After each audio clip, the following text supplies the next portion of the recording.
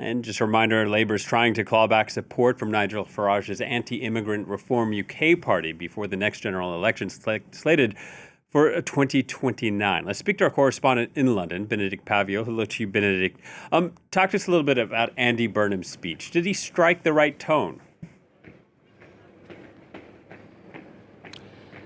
Did he strike the right tone? That will be for his party to decide. That will be for the opposition to decide. That will be for the people of this country to decide. And it will be for the media to decide. And no doubt, as of now, there will be many of the categories that I've just listed who will be making their predictions, their evaluations of what Andy Burnham, now the official new Labour leader, the presumptive Prime Minister, who will be confirmed as Prime Minister once Keir Starmer steps down and once he's invited by the King at Buckingham Palace on Monday morning to become this country's next Prime Minister. Let me remind our viewers, we will then, it is very much déjà vu, we will then have our 7th UK Prime Minister in, yes, 10 years. When you know that normally the mandate is of 5 years, you understand the turbulence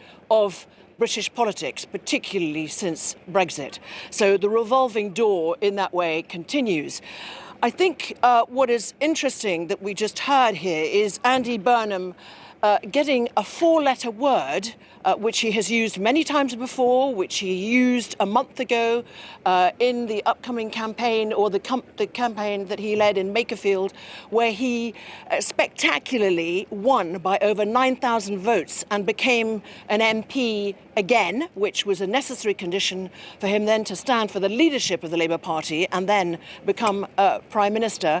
That was significant because 5 weeks before, in local elections, let's remember, as you alluded to absolutely correctly moments ago, Nigel Farage's Reform UK party had won that very same area. So that was a spectacular win, which his party took as an absolute victory in itself, but also as a very big signal that the Labour Party, could reverse its fortunes in the polls before the next scheduled general election here in the United Kingdom in 2029, that he could beat Nigel Farage's party. As for the speech that we've just listened to, his first as Labour leader, let me acknowledge that the first thing that he said were 2 words: thank you. The 4-letter word I was alluding to, that he used throughout his speech and that he used in Makerfield throughout the campaign and his victory speech when he won, was the word hope.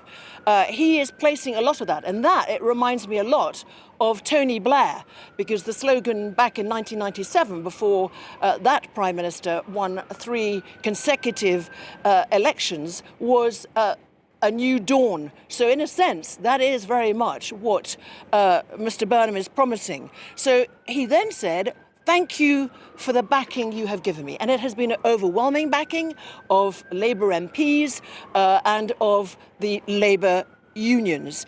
He said that the country and the Labour Party had heard the call from the people of Makerfield, that constituency near Manchester, which he won a month ago, and that this, he promised, would be the return of Labour that the country used to know, one that would be united. And he underlined several times throughout his speech that it would be at the service of the people of the United Kingdom, one that would be fairer.